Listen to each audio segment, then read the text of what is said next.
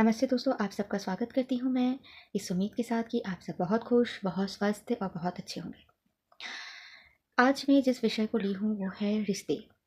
रिश्ते जो हमें जन्म से मिलते हैं और रिश्ते वो जो हम रिश्ते को कुछ बना लेते हैं। देखिएगा, हमारे जन्म के साथ कुछ रिश्ते जुड़ जाते हैं, चाहे वो चाचा का हो, फूफा का हो, मामा मम्मी का हो, है ना, दादा दादी का हो, मम्मी पापा का हो, भाई बहन का हो। ये सारे रिश्ते ना जन्म के साथ मिल जाते हैं, मतलब हम जन्म से ही उन्हें देखते हैं बचपन से।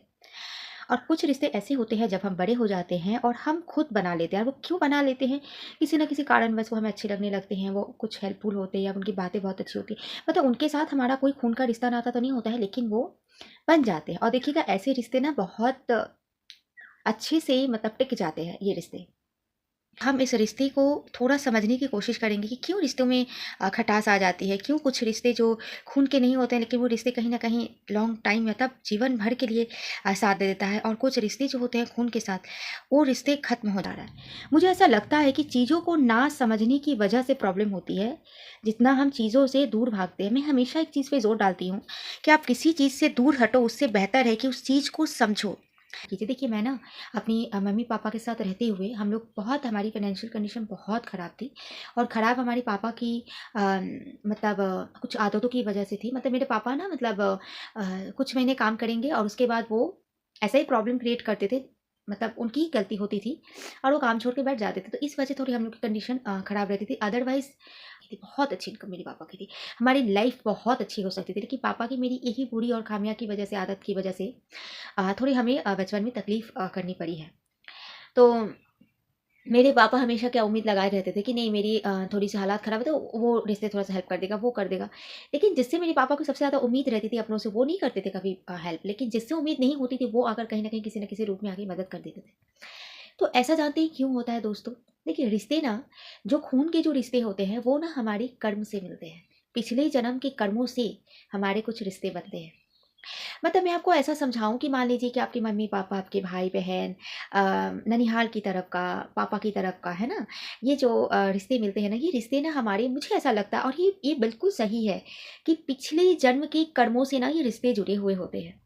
और यही वजह है कि हमारे अगर अगले जन्म के कर्म बहुत अच्छे रहे होंगे तो हाँ, ये अच्छे बहुत होते हैं। देखिएगा, किन्हीं-किन्हीं के साथ रिश्ते बहुत अच्छे होते हैं। हर हर ननिहाल मतलब मम्मी-पापा दोनों साइड के रिश्ते बहुत अच्छे बनते हैं, और किसी-किसी का ना दोनों तरफ का रिश्ता अच्छा नहीं बनता। तो ये अगले जन्म का आपका कर्मा होता है, जो आपको इस जन्म में किसी न किसी रूप में आकर वो आपसे कर्म को मतलब पूरा कर रहा है ना? जो ऋण है वो ऋण को पूरा कर रहा है। और कुछ रिश्ते देखिएगा होएगा जो आपको खून से नहीं मिलता है, ब्लड रिलेशनशिप में नहीं मिलता है, मतलब वो बन जाता है एक साथ रहते-रहते, बहुत प्यार से वो रिश्ते बन जाते हैं। मतलब वो रिश्ता कब बन जाता है, कब वो स्पेशल बन जाता है, कब वो मेरे पापा के भाई ना होते हुए वो मेरे बहुत अच्छे चाचा बन गए। पिता ना होते हुए पिता समान बन गए।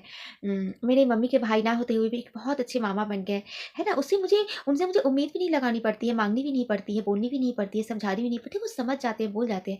ऐसे रिश्ते कितनी खूबसूरत होता है, और ये भी रिश्ते आपको पिछले जन्म के कर्मों के अनुसार ही मिलते हैं, है ना?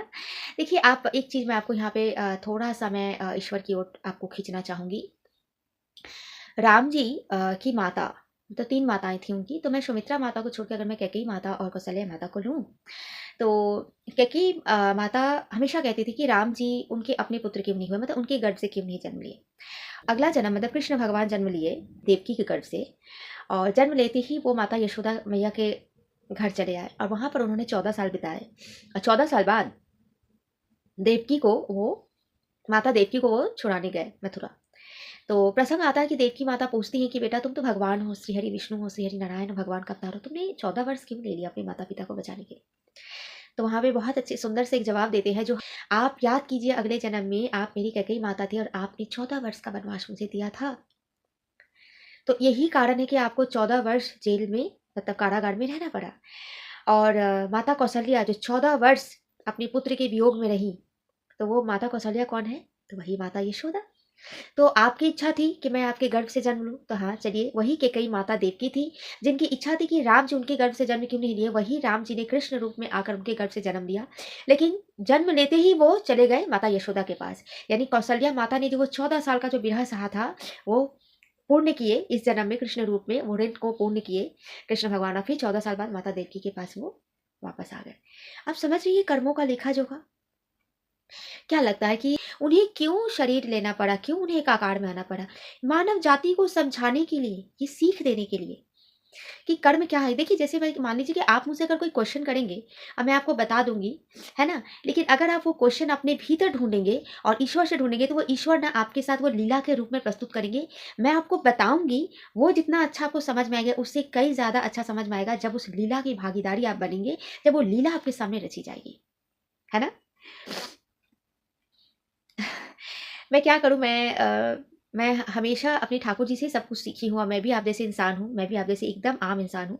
तो मैं भी ना आप सबको कोशिश करती हूँ कि क्योंकि हम सब ईश्वर को मानते हैं, पूजा करते हैं, घर में मंदिर की स्थापना किए हुए हैं ना, तो कहीं न कहीं हमें इन सब चीज़ों को समझने की ज़रूरत है। भगवान के मंदिर में घंटी शंख बजा देना, 2 वक़्त का सेवा दे देना ही ईश्वर के साथ नाता हमारा खत्म नहीं हो जाता। ईश्वर ने जो लीलाएँ रची हैं, ईगो तक, वो हमें हमेशा स्मरण रखना चाहिए और यही स्मरण हमें हमारे जीवन में बहुत काम में आता है।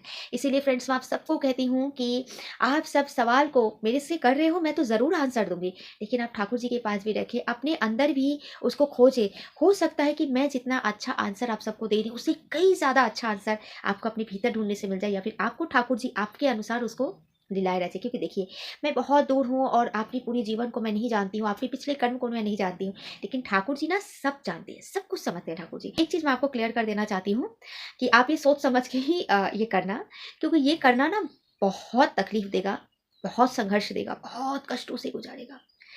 ये बात सही है, मैंने देखा है अपने आस-पास के लोगों को कि लोग सवाल लेके जाते थे टीचर के पास, मम्मी-पापा के पास, किसी के पास, और वो आंसर मिल जाता था, समझ भी जाते थे। लेकिन मैं किसी के पास नहीं जाती थी, मैं अपने ठाकुर जी से आंसर ढूँढती थी और अपने अंदर ढूँढती थी, और वो जो आंसर जो मुझे मिला ना, वो क्वेश्चन का आंसर, वो बहुत ही जो लीला जो रची जाती है, आप देखिए ना, प्रभु ने जितनी सारी लीलाएँ रची हैं, रामकृष्ण जिस भी अवतार में, कितनी कष्ट, कितनी संघर्षपूर्ण रही है ना?